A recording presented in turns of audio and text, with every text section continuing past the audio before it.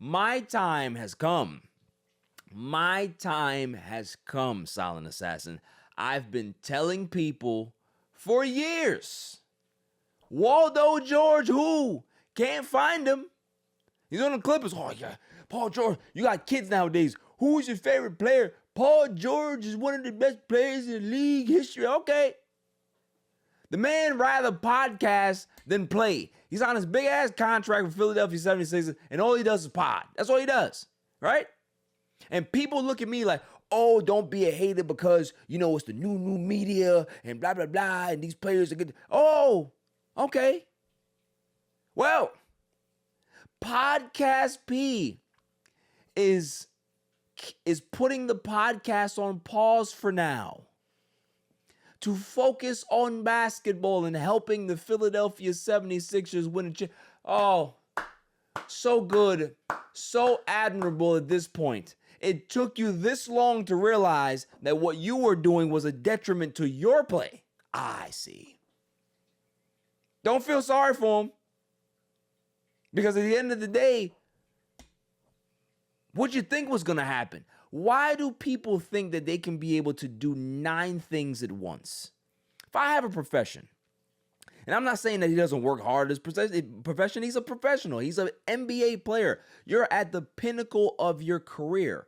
I'm not saying that he doesn't work hard, but when you're doing something that deviates from other things, it looks crazy.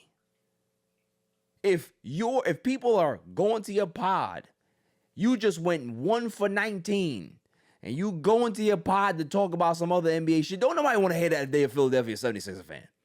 Don't nobody want to hear that shit. They want to be like, bro, why don't you talk about how bad you played? I don't care about what your thoughts are on somebody else. What are your thoughts on yourself, being Waldo George? So for me, I've always said off season. Be in the off season. If you want a podcast in the off season, you want to do the media stuff, do that. It's fine.